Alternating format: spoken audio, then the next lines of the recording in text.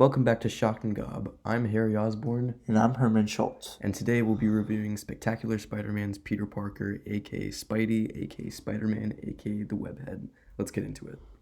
Yes. Peter Benjamin Parker, born Forest Hill, Queens. Only child, orphan, grew up with Eddie Brock. And this Spider-Man we are specifically talking about is from Spectacular Spider-Man. And the story that you probably have heard of, Uncle Ben died, got shot while Peter, wasn't respecting his uncle too much and regrets his decisions. And he was named after His father. And he gets bitten by a spider and he becomes Spider-Man. And he carries on the legacy. Great power comes also great responsibility. Peter Benjamin Parker, Spider-Man, Friendly Neighborhood Spider-Man, Spectacular Spider-Man, and the Web Slinger. Affliction, Daily Bugle, relatives, two parents, Ben Parker, dead, May Parker, his aunt, and wow, Venom. Relatives is Venom. Martial status, guys, he's single apparently, so. Gender, male, height 5'6", weight 135 pounds, eyes brown, hair brown, and barbed like hair on hands and feet. Origins. When he was in sophomore year, he took a field trip to Dr. Connor's lab at ESU. There, he was bitten by a radioactive spider, which had escaped its container. So this spider gave him superpowers like enhanced strength, agility, senses, reflexes, acrobatics. It's inherent in her endurance, stamina, and spider sense. And from this field trip, when he's getting bitten by the spider, this was a particular spider that had all of the powers that Spider-Man does have. So there's spiders specifically, they had only this one skill set. This had all the skill sets. So this was the ultimate DNA spider. And he got bit. He got the powers of all the spider because that special spider had all the spider abilities other Pacific spiders had, which altered his DNA. In this case, he, still human after just super shape. Shortly after that, he told his uncle that he would study at the library, but in reality he entered a wrestling match, and for a prize of $1,000, and he beat the champion Crusher Hogan. He denied his prize money unless he signs a contract, and due to this condition, he let a burglar that was revealed to be Black Cat's father get away with the money, and stating that it's not his problem. On the walk home, Uncle Ben never gave him a ride, but arriving home, he realized that a burglar had killed Uncle Ben for his car. He tracked down the burglar and killed him, but the last thing that Ben ever said to him was, "With great power comes great responsibility," inspiring him to become the web-headed web slinger that we know as Spider-Man.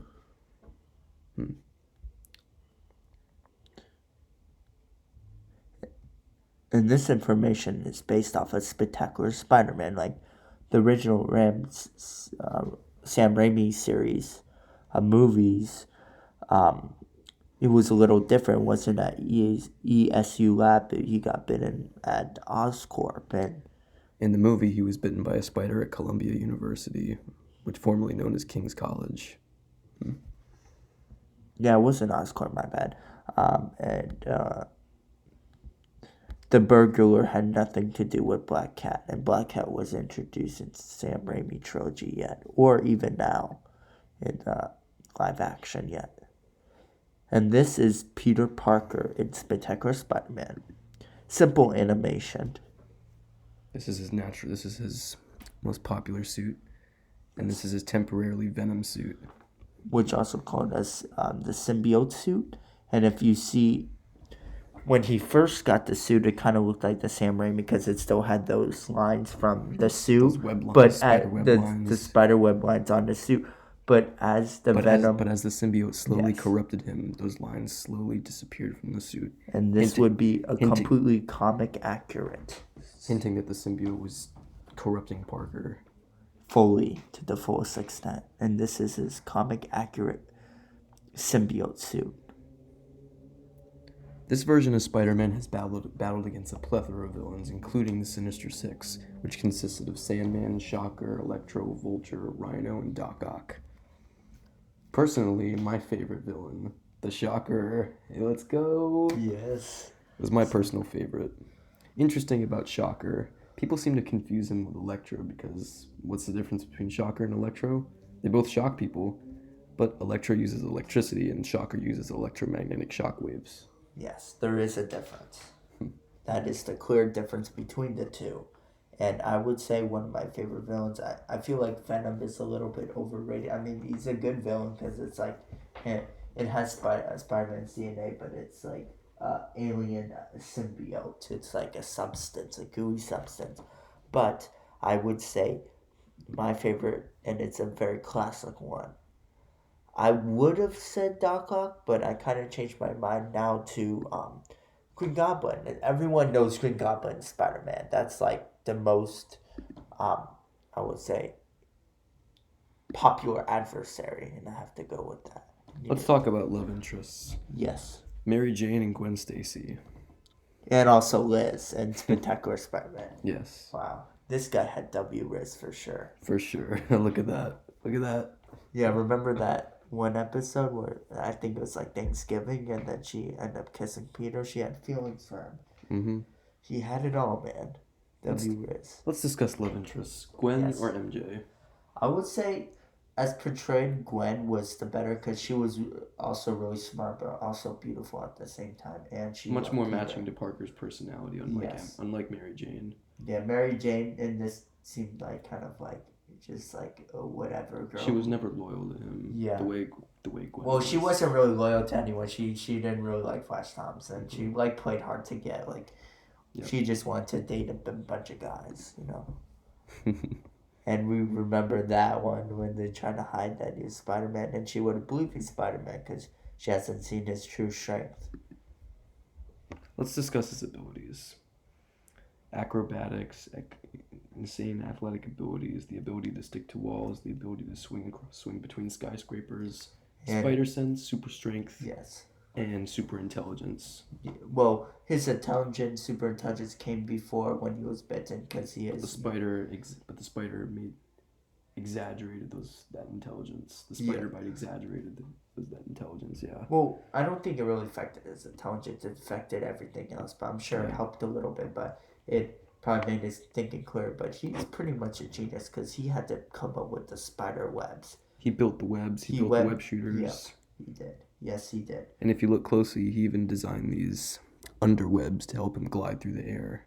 Yes, they're almost like wings in a way. Yeah. Because if you're trying to fly through the air and you have nothing under like the armpit or anything or like a wingsuit or anything, you physically I don't think you can just fly unless you had like Iron Man technology. But besides that, he needed that so he can like glide through the air just for use, like a squirrel. Let's discuss physical appearance. He's 5'6", 130 pounds. This is not a big, large, bulky guy as portrayed in the superhero stereotype.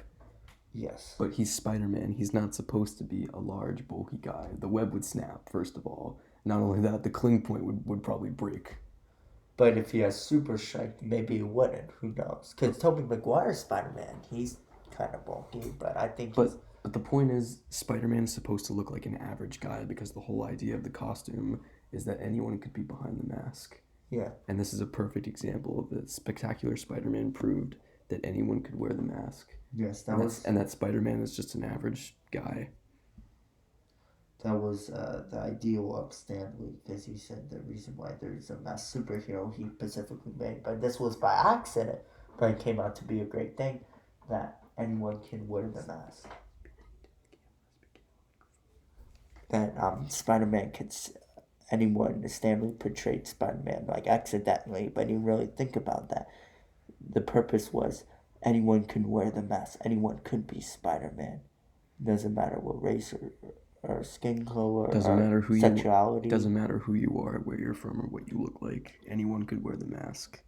Anyone can wear the mask. So, as Stan Lee says, you wear the mask. Spectacular Spider-Man is an example of how even just an average guy like Parker can be a superhero, and we all can be heroes. Thanks for listening. We are Shock and Gob. Yes, we are. Peace.